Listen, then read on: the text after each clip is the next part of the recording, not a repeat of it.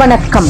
பசியின் வாசிப்புகளில் சிவகாமியின் சபதம் 4ஆம் பாகம் சிதைந்த கனவு. அத்தியாயம் 30. வாதாபி பெரும் போர்.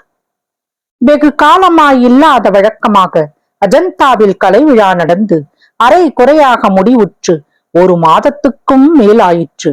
அந்த 1 மாதமும் வடக்கே இருந்து வாதாபியை நோக்கி விரைந்து வந்த சலுக்க சைன்யத்துக்கும் தெற்கே இருந்து படையெடுத்து வந்த பல்லவ சைன்யத்துக்கும் ஒரு பெரிய போட்டி பந்தயம் நடந்து கொண்டிருந்தது. வாதாபியை முதலில் யார் அடைவது என்கின்ற அந்த விரைவு பந்தயத்தில் பல்லவ சைன்யமே வெற்றி அடைந்தது. வழியில் யாதொரு எதிர்ப்பும் இன்றி தங்கு தடையில்லாமல் பொங்கி வரும் சமுத்திரத்தைப் போல் முன்னேறி வந்த அந்த பல்லவ சேனா சமுத்திரமானது சலுக்க சைன்யம் வடக்கே இன்னும் 6 காத தூரத்தில் இருக்கும் போதே வாதாபியை அடைந்து அந்த மாபெரும் நகரத்தின் கோட்டை மதிலை நாலாபுறமும் சூழ்ந்து கொண்டது.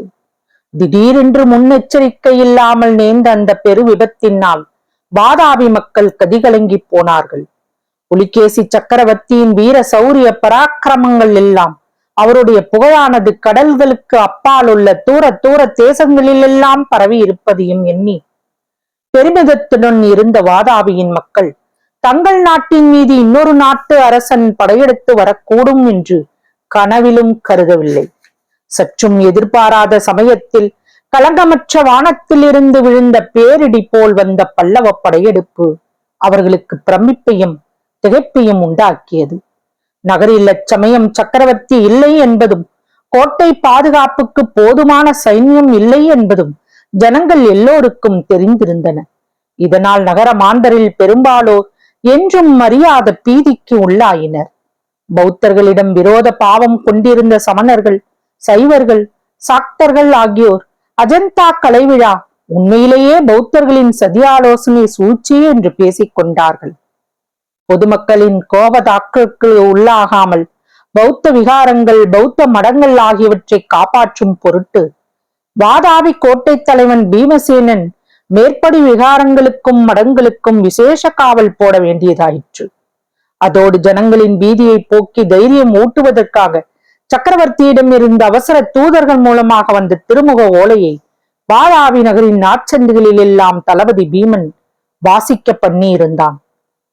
சக்கரவர்த்தி அந்த திருமுகத்தில் நர்மதை கரையில் உள்ள மாபெரும் சலுக்க சைன்யத்துடன் தாம் வாதாபியை நோக்கி விரைந்து வந்து கொண்டிருப்பதாகவும் வேங்கி நாட்டிலிருந்து இன்னொரு பெரும் சைன்யம் வந்து கொண்டிருப்பதாகவும் ஒருவேளை தாம் வருவதற்குள்ளே பல்லவ சைன்யம் வாதாபியை அடைந்து முற்றுகையிட்டு விட்டால் அதற்காக நகர மக்கள் மனம் கலங்க வேண்டாம் என்றும் பல்லவ சைன்யத்தை நிர்மூலம் செய்து வாதாபியை கூடிய சீக்கிரம் முற்றுகையில் இருந்து விடுதலை செய்வதாகவும் உறுதி கூறியிருந்தார்.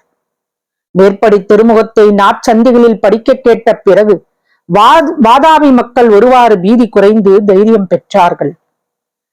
நர்மதை நதிக்கரையில் இருந்த சலுக்க பெரும் படையுடன் புலிகேசி சக்கரவர்த்தி வாதாபிக்கு 4 காத தூரத்தில் வந்து சேர்ந்த போது தமக்கு முன்னால் பல்லவ சைன்யம் வாதாபியை அடைந்து கோட்டையை சூழ்ந்து கொண்டதே என்ற விவரம் அறிந்தார்.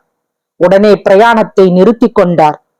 வேங்கி சைன்யம் வழியிலேயே சில காலம் ஆகும், பல காடு மலை நதிகளை கடந்து வர வேண்டியிருப்பதால் அது வந்து சேர தாமதமாகும் என்று தெரிய வந்தது. இந்த நிலைமையில் புலிகேசி சக்கரவர்த்தி தமது மந்திரிகளையும் படைத்தலைவர்களையும் கலந்தாலோசித்து உடனே போர் தொடங்காமல் சில நாள் காத்திருக்க முடிவு செய்தார். வேங்கி சைன்யமும் வந்து சேர்ந்த பிறகு பல்லவ சைன்யத்தை ஒரு பெரும் தாக்காக தாக்கி நிர்மூலம் செய்து விடுவது என்றும் அதுவரையில் அப்போது வந்து சேர்ந்திருந்த இடத்திலேயே தங்குவது என்றும் தீர்மானித்திருந்தார்.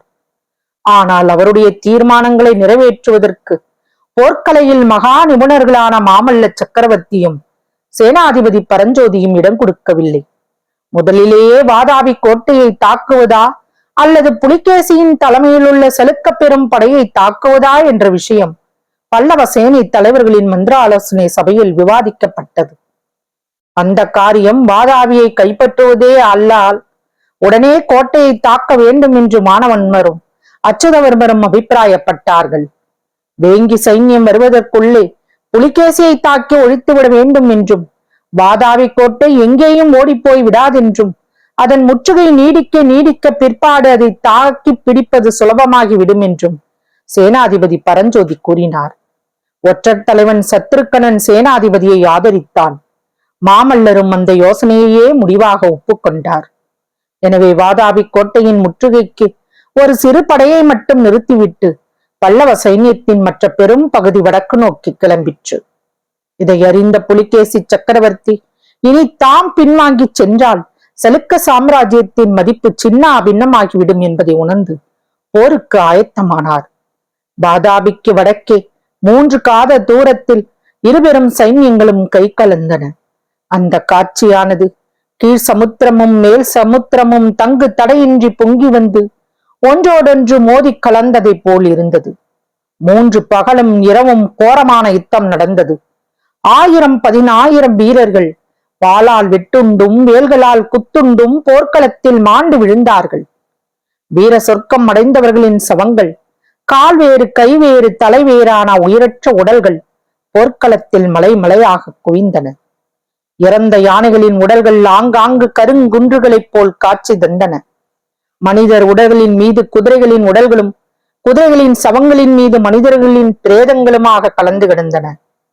மரணாவஸ்தையில் இருந்த மனிதர்களின் பரிதாப ஓலமும், யானைகளின் பயங்கர பிளிரலும், குதிரைகளின் சோக கனைப்பும் கேட்க சகிக்காத கோர பெருஞ்சப்தமாக எழுந்தது. போர்க்களத்தில் இருந்த இரத்த ஆறுகள் நாலா பக்கமும் பெருக்கெடுத்து பாய்ந்து ஓடின. அந்த உதிர நதிகளில் போர் வீரர்களின் வெட்டுண்ட கால் கைகள் மிதந்து சென்றது பார்க்க சகிக்காத கோரக் காட்சியாக இருந்தது. லட்சக்கணக்கான வீரர்களும் 1000-10,000 யானைகளும் குதிரைகளும் ஈடுபட்டிருந்த அந்த மாபெரும் யுத்தத்தை நடந்தபடி வர்ணிப்பது நம்மால் இயலாத காரியம். வால்மீகியையும் வியாசரையும் ஹோமரையும் கம்பரையும் போன்ற மகா நாடக ஆசிரியர்களுக்குத்தான் அதன் வர்ணனை சாத்தியமாகும். போரின் ஆரம்பத்தில் இருந்தே ஒருவாறு கட்சிகளின் பலம் தெரிந்துவிட்டது. போர்க்கலையின் நுட்பங்களை அறிந்தவர்கள் போரின் முடிவு என்னாகும் என்பதை ஊகித்துணர்வதும் சாத்தியமாக இருந்தது. வாதாபிக்கருகில் தங்கி சிரம பரிகாரம் செய்து கொண்டு பூரண பலத்துடனும் அளவில்லா உற்சாகத்துடனும் போரில் ஈடுபட்ட பல்லவ சைன்யத்தின் பெருந்தாக்குதலுக்கு முன்னால் நெடுந்தூர இடைவிடா பிரயாணத்தினால் களைப்புற்றிருந்த சலுக்க சைன்யம் போர்க்களத்தில் நிற்பதற்கே திணறியது. சலுக்க சைன்யத்தின் பிரதான யானைப்படை வேங்கியில் இருந்தபடியால் அது வந்து சேராதது சலுக்க சைன்யத்தின் பலக்குறைவுக்கு முக்கிய காரணமாக இருந்தது. 3ஆம் நாள் காலையில் பல்லவ சைன்யத்தின் வெற்றியும் சலுக்க சைன்யத்தின் தோல்வியும் சர்வ நிச்சயமாக தெரிந்துவிட்டது. அன்று மத்தியானம் சலுக்க தளபதிகளும் மந்திரிகளும் புலிகேசி சக்கரவர்த்தியை சூழ்ந்து கொண்டு சாம்ராஜ்யத்தின் நன்மைக்காக அவர் பின்வாங்கி சென்று எங்கேயாவது ஒரு பத்திரமான இடத்தில் வேங்கி சைன்யம் வந்து சேரும் வரையில் காத்திருக்க வேண்டும் என்று வற்புறுத்தி சொன்னார்கள். அதை தவிர வேறு வழியில்லை என்பதைக் கண்டு சக்கரவர்த்தியும் அதற்கு சம்மதித்தார். சேதமாகாமல் மீதமிருந்த குதிரைப்படையின் பாதுகாப்புடன் அன்றைய தினம் அஸ்தமித்ததும் சக்கரவர்த்தி பின்வாங்கி செல்ல வேண்டும் என்று முடிவு செய்யப்பட்டது. ஆனால் மேற்படி முடிவை காரியத்தில் நிறைவேற்ற அன்று சாயங்காலம் ஒரு பெரும் இடையூறு ஏற்பட்டது. மானவன்மரால் விசேஷ போர்ப்பயிற்சி அளிக்கப்பட்டிருந்த பல்லவ களிற்றுப்படையை கடைசியாக உபயோகிப்பதென்று வைத்திருந்த அன்று சாயங்காலம் ஏவி விட்டார்கள். 5000 மத்த கஜங்கள் துதிக்கைகளிலே இரும்பு உலக்கையை பிடித்து சுழற்றி கொண்டு சலுக்கர் குதிரைப்படை மேல் பாய்ந்த போது பாவம் அந்த குதிரைகள் பெரும் பீதியடைந்து நாலாபுறமும் சிதறி ஓடின. அந்த குதிரைகளை விட வேகமாக எஞ்சியிருந்த சலுக்க வீரர்கள் ஓடினார்கள். அவ்விதம் புறங்காட்டி ஓடிய சலுக்க வீரர்களை பல்லவ வீரர்கள் துரத்தி கொண்டு ஓடினார்கள். அந்த 3ஆம் நாள் இரவு முழுவதும் ஓடுகிற சலுக்க வீரர்களை பல்லவ வீரர்கள் துரத்தி சென்று வேட்டையாடுதல் நடைபெற்றுக் கொண்டிருந்தது. மறுநாள் சூரியோதயமான போது 3 தினங்கள் கடும்போர் நடந்த பயங்கரமான யுத்த களத்தில் இறந்து போன சலுக்கரின் உடல்களை தவிர உயிருள்ள சலுக்கர் ஒருவராவது காணப்படவில்லை.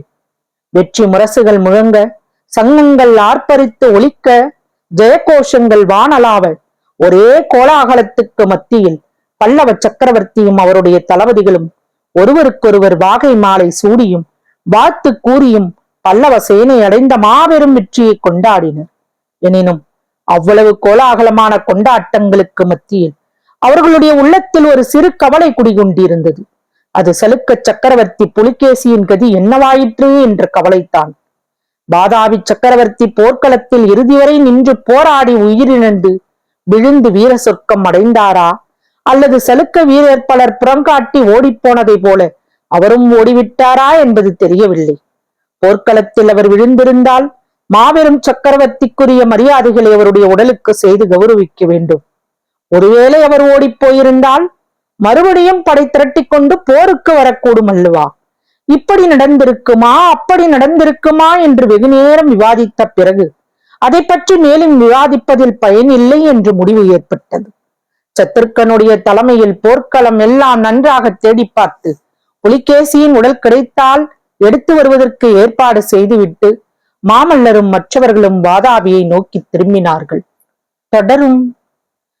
பசியின் வாசிப்புகளை சப்ஸ்கிரைப் பண்ணுங்க, லைக் பண்ணுங்க நண்பர்களே. உங்க நண்பர்களுக்கெல்லாம் இதை ஷேர் பண்ணுங்க.